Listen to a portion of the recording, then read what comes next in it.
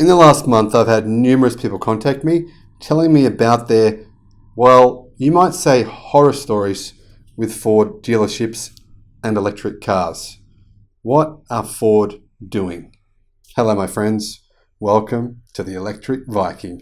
My name is Sam Evans and I'm coming to you here from Newcastle in Australia. Welcome to all the new subscribers of the channel. Welcome back to everyone else. Really good to have you, by the way. Just want to say a big shout out to those who have supported the channel on Patreon. It means a lot to us. We've now just hit 100 supporters on Patreon. If you can jump in and support the channel, even a little bit makes a difference.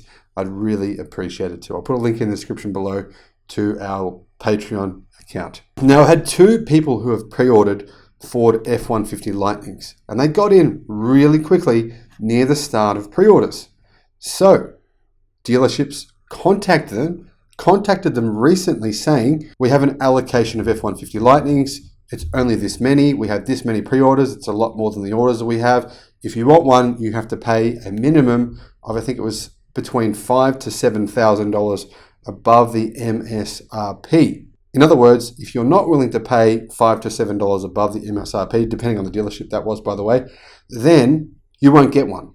All right, this is the tip of the iceberg. I've reported on this happening numerous times with Mustang Mach-E's as well. So obviously Ford, I don't know what they're doing, because this has become really a story talked about nationally. It's not just isolated events. I made another video talking about these experiences for Mustang Mach-E buyers a few months ago.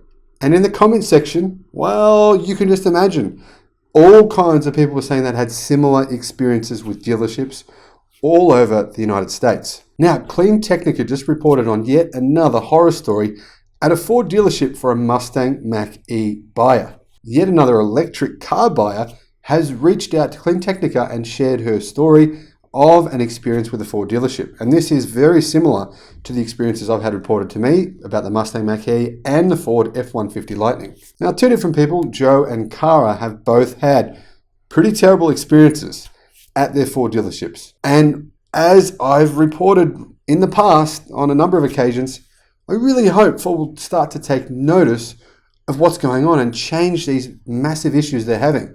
Now, remember the story I made not that long ago, a few weeks ago, on how a Ford executive was contacted by a disillusioned buyer where the dealership said they had to pay $10,000 above MSRP. And the executive, this is what they said: just go buy a Tesla. Seriously, what is Ford thinking? Anyhow, Joe and Cara, let's get back to them. Now, Cara's story begins in the spring of this year. She and her husband were at their local Ford dealership shopping for an F-150.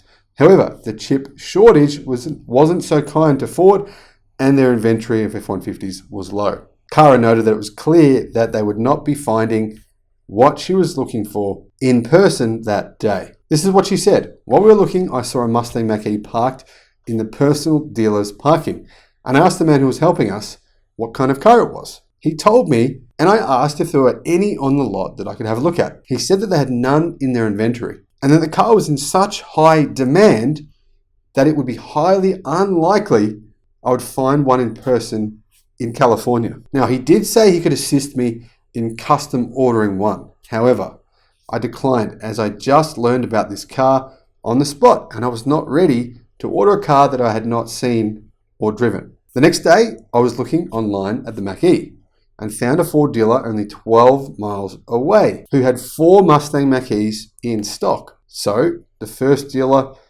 well, basically lied to Cara. She said, I called and asked to make an appointment to test drive one. I spoke to the manager of the sales team, and he was apprehensive about allowing me to drive one unless I was truly interested in actually buying one, as they wanted to keep the mileage on their cars low for serious prospective buyers. I had to insist I was serious in order to make an appointment, and he reluctantly made an appointment for me 1 hour after our call. So things are going well so far. He told me to ask for him when I arrived. My husband and I decided we would go for it, and we went to test drive the car. Now, when she arrived, Cara asked someone to point her to the sales manager who made the appointment. Upon seeing them, the sales manager asked the woman to assist them instead of keeping his appointment. The woman told Cara and her husband that the sales manager was busy and that she would be able to help them instead. Now, the sales manager then admitted she had just gotten back from vacation and she knew nothing about the specifications of the Mustang Mach-E, but that she would do her best to help answer their questions. She said, "We went for a drive and I started rationalizing purchasing one of these cars as I was driving a 2007 gas guzzler. And I was anticipating going back to grad school and would require an hour commute home both ways." Now, she said that although she really enjoyed the car, she decided she would custom order a car and wait 6 to 8 months to avoid the dealer markup because she was not in immediate need of purchasing the car that day and she didn't want to pay above MSRP, which is fair. Now, she said her husband agreed with her and that they returned to the lot and told the woman that we had a great time and she wanted information on how she could custom order a Mustang Mach-E.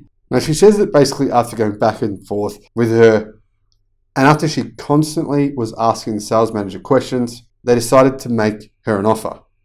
They said they would take $5,000 off the $10,000 dealer markup that was on the specific Mustang Mach-E that she was actually interested in buying.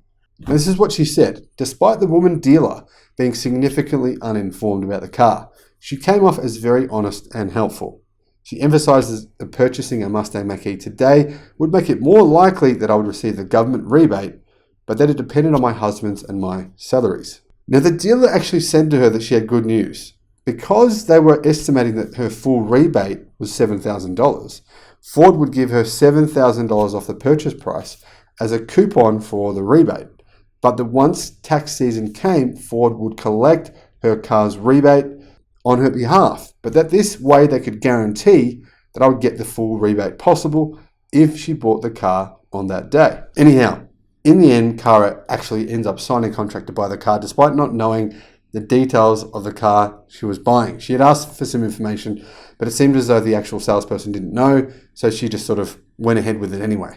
Now, she says that a couple of days later, she was looking over the deal because she was signing herself up for car insurance and the numbers seemed higher than she thought. Basically, it didn't seem like the rebate coupon they had actually offered her was honored. So just to be safe, she called Ford and asked to speak to their financial department. She said that the man she spoke with wasn't there, so she was transferred to some very rude woman who started barking at her about why she was asking about prices. Now, here's where everything really goes downhill with the customers, with her experience.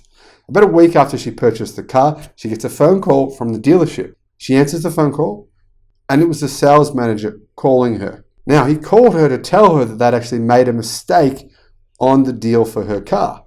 Now, he explained that the $7,000 rebate coupon the woman dealer had offered her and that the manager had signed off on was applicable to their other electric cars, but for some reason, Ford was not allowing it to be used for the Mach-E. He goes on to say that he and his team were not aware that this did not apply to the Mach-E, and that he's having to call her and other buyers of the Mustang Mach-E who were offered the same rebate coupon to essentially rewrite their deals in order for the dealership to not lose out on the $7,000. Now, Cara said she was told to do the right thing, that she needed to do the right thing and come back to the dealership to redraw her deal. Now, really, to be honest, the fact that the dealership had the audacity to call her back, tell her that they were going to take back the rebate coupon and pressure her to come back into the renegotiate the deal is pretty shocking.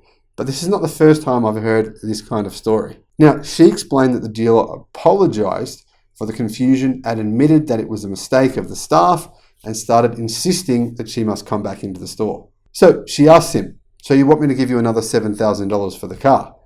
He said, "Not exactly, but if they redrafted my deal in the dealer's favor, that they would get their money back, and he assured me that somehow my monthly payments would somehow be similar."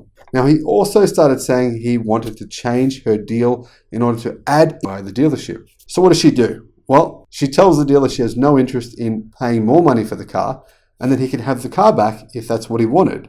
Then he was taken aback, saying that he wasn't sure this was actually an option for her since she had signed a legally binding deal. So it's legally binding in their favor, but not in her favor. So she asks him, if she can't go back on her end of the deal, then why is he allowed to go back on the end of his deal? Now, so he responds to her and says it's more a matter of her doing the right thing in order to resolve a mistake that his uninformed staff had made. So Cara says to the dealer, She says, all right, if you give me the new deal, you show it to me, send me it via email, then that's fine. I'll come into the dealership. The dealer doesn't send her an email with this new deal he's proposing she should sign. As a result, a few days later, she gets a phone call from the dealership and she picks up and the dealership starts harassing her immediately. Apparently, he's pretty rude to her on the phone, says, why didn't you come into the dealership when you said you would? She says, you didn't say you did what you said, so therefore I didn't come in. You haven't sent me this new deal I'm meant to be signing. I don't know what I'm going to be signing, so therefore I'm not going to come in. Which seems fair enough to me. So the dealer starts getting rude to her and having a go at her. They go back and forth a few times. She says, okay, it's fine. You can just have the car back and then we'll cancel the deal. But he doesn't want to do this.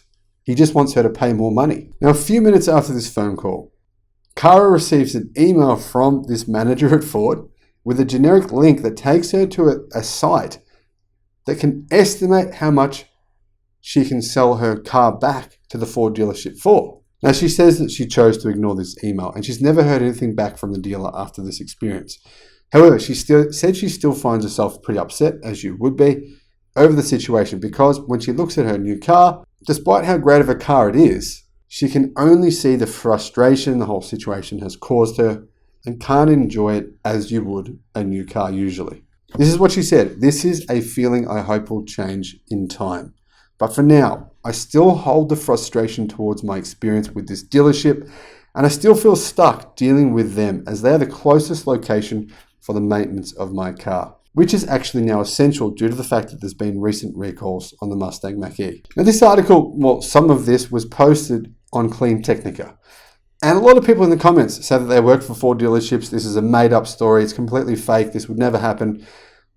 Honestly, if someone has the creativity to make this story up, then they should win some kind of an award because the details in this story, they are clearly so precise that I don't believe it's made up. Now, in addition to this, like I said, I've had numerous other people contact me personally, send me messages talking about their experiences with Ford dealerships, where Ford dealerships are trying to mark up the cost of their cars, basically essentially bid buyers against each other to get the most money they can possible out of them.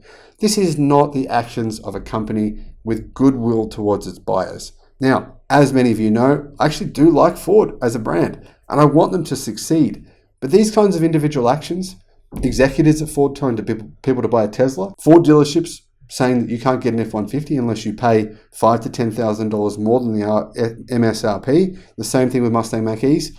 This doesn't bode well for Ford as a company. And you can see why so many people are just simply paying retail price for their Tesla vehicle online in order to avoid dealing with these kinds of shenanigans. Now, honestly, some of these dirty, underhanded tricks, I can't understand how anyone could possibly consider them ethical. And personally, I think Ford should take much more interest in a customer experience. But hey, I'm just one person. I'm just one person's opinion. Let me know what you think in the comments below. Thanks for watching the video. I'll see you again on the next one. Bye-bye.